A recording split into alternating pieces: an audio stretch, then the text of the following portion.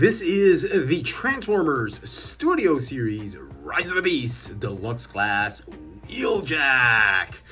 I picked up this figure from my local, and looking at the figure just at first glance, man, I am loving this robot mode. I mean, the sculpt, the silhouette.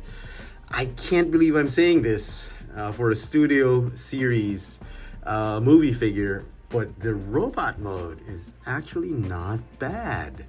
I was already so sure this figure was going to suck. I knew it was going to be craptastic, but having him in hand, robot mode's pretty nice. So the figure comes in this mocha buttercream deco with some vanilla buttercream highlights. I mean, he's just so yummy. I actually would have wanted a little bit more of a glossy finish like this one on the panels of the vehicle, but most of the pieces are done in this matte buttercream, mocha buttercream type of beige brown plastic. It's okay. At first glance, it looks cheap. But when you touch it, when you just feel the plastic is absolutely solid. I am shocked. Truly, this figure is more than meets the eye. Very, very solid premium plastic. Nothing to complain about. Plastic quality is spot on with this figure. Like I mentioned with most of the Studio Series for the Rise of the Beasts, it's the Autobots that really are getting the premium treatment for the Studio Series line. But in the Decepticons and the Terracons, they're just they're being relegated to the cheap stands, and they're being given these cheap kind of plastic. I don't know why. He's got fantastic head sculpt. I mean, just look at that. He looks like Steve Urkel, but very accurate to how he looked like in the movie. The paneling, the sculpting on every bit of this robot mode is absolutely spot on. Very, very nice. One thing I will complain about, other than the color, is the incredible amount or lack thereof of paint apps. They only had budget for silver and vanilla buttercream. That's it. That's the only paint apps you can see, and a little bit of Allspark blue for the eyes. They should have added some paint details here and there, but it just seems like they only had budget for silver and buttercream. That's it, which kind of sucks, considering it's a Studio Series figure. He does come with a translucent G1 styled blaster rifle, which is actually pretty good. I love the sculpt, but it's done in the smoked gray translucent plastic. Don't know why. Did they run out of the beige or the dark gray plastic? They had enough clear bits. They said, oh, let's turn it into a gun, and hopefully it won't break. I mean, who knows, right? Articulation for the figure actually is pretty good. The neck is on a ball joint. The shoulders can go up and down, which is really quite a game changer for posing this figure. It's got a ball jointed shoulder because of transformation. The elbows have a hinge and a swivel. No wrist articulation. He's got a waist swivel. He's got ball jointed hips. He's got a thigh swivel. Can you believe that? They didn't have to put that thigh swivel actually, because the ball joints actually serve as a pretty good, thigh swivel, but always good to have extra joints. The knees are on hinges and a ball joint because of transformation. Ankles have the rocker tilt and have the hinges that allow you to go up and down. The heel spurs have hinges because of transformation and allow you to stabilize the figure in some dynamic poses. The silhouette of the figure is absolutely remarkable. He hides his kibble very, very nicely compared to, oh my God, the horrible, horrible kibble we've seen from Mirage, and to a certain extent, Bumblebee, Nightbird, Battletrap, I mean, even Scourge. I mean, him and Optimus Prime are probably the ones that hide the kibble best. So I love the way he looks. Look at him. He's so fit. It's like he went to the gym every day, and he's very svelte, very toned, and the kibble compresses very nicely here in the back. You see promo pics that the roof of the car is done this way, so you don't really see it when you look at it in front, but best way to transform the back part is like that. I love it. I love this robot mode. For some size comparisons, here is Pablo. Here is Wheeljack. with my only other Rise of the Beast Studio Series figure left in my collection. That's right, folks. I have purged my Studio Series Rise of the Beast figures, except for this Optimus Prime figure, which I thought was pretty remarkable, pretty amazing. So I thought he scaled pretty okay. And now for the dreaded transformation. Oh my God, Diyos ko Lord, nosebleed talaga ako sa transformation of this figure. This figure really challenged me. I mean, the transformation is an absolute nightmare. I mean, it's one of the more difficult, crazy engineered transformations for a Studio Series figure that I've ever seen. Take off the blaster, rotate the elbows this way, open up the panels, go ahead and fold up the shoulders this way, just open him up and then fold him up onto his head. That's not the transformation. That's really just to get things out of the way, okay? You want to fold the panels down like that. You want to detach this piece right here, the suspenders. Why do Transformers need suspenders? I have no idea. Do they have pants? You want to unpeg this bit right here. Open up the chest this way. You want to rotate that midsection, not the waist. The waist is right here. You want to rotate that midsection. And what I'd like to do is I want to rotate the waist sidewards just to get them out of the way so that the arms are not hindered when you transform them. You can set up the feet if you want to. You want to fold the heel spurs. You want to open up the panels right here, and then the feet go in. That was pretty cool. Okay, you want to rotate at the knee, the lower legs. Here's the tough part. The arms. I don't know the easiest way to do this, but here goes. Okay, you want to fold them down.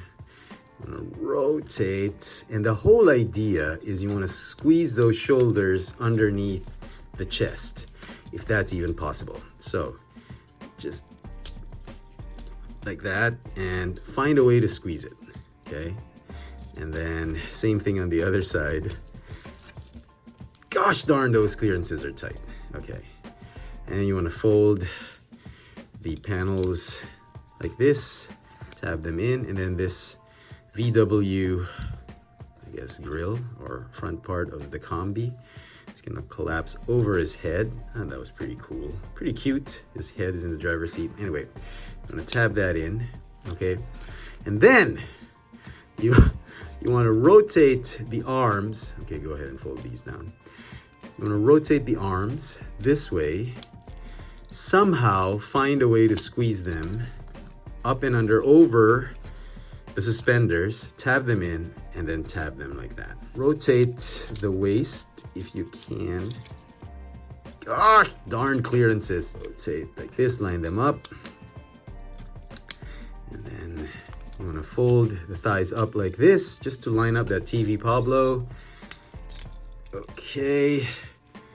And then you want to fold down, and here's the scary bit. There's these teeny tiny pegs. They're not pegs of doom, but teeny tiny thin pegs that I'm pretty sure over the years, those things are going to snap and become brittle. So I cringe every time I do that. You peg the lower legs onto the thighs via those teeny tiny thin, mind you, pegs. Pray to the toy gods that they don't shear off, okay? And then just fix things. And then these panels, they're gonna fold up this way. They're gonna combine, form the rear part of the roof. Oh my goodness gracious. Okay. Fold these down, fold this, and tab. You know, I just make it look easy. It's not as easy as it looks. It is tremendously difficult. You're probably thinking, that wasn't such a nosebleed. Sobrang OA naman itong arte mo. Parang ganun lang. No, trust me. It was a difficult first time. Just trying to get this thing into that thing because of clearances.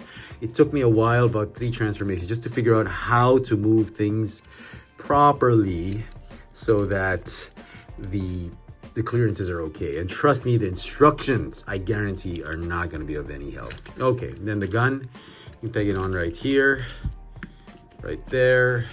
Yep, that's why they made it clear, so it looks like a sunroof.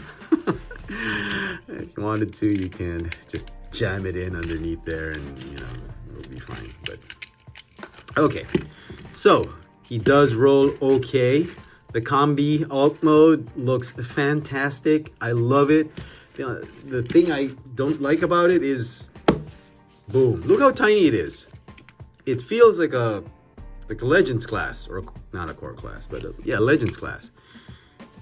Very, very tiny. This is the old generation's Wheeljack from Kingdom or Earthrise. I mean, really, Deluxes now.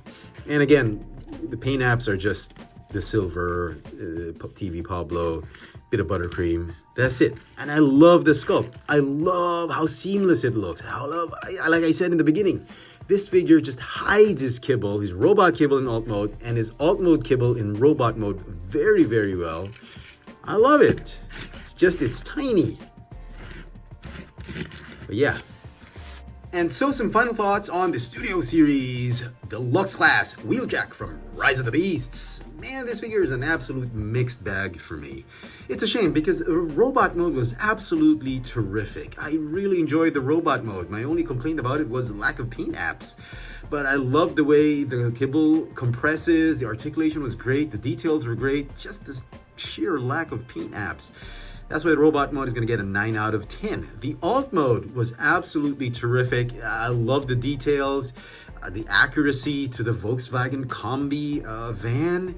I love that. It's just a little bit small, and again, it's missing some paint details. So it's also going to get a 9 out of 10. What really ruins this figure for me, and I think to a certain extent is going to be the deal breaker for me, is the engineering. The transformation was an absolute nightmare. It gave me a tremendous amount of... it gave me just nosebleed talaga. Grabe. Oh my God. It is just a horrible, horrific engineered transformation. Not a lot of fun. I mean, this figure is going to be just a display piece.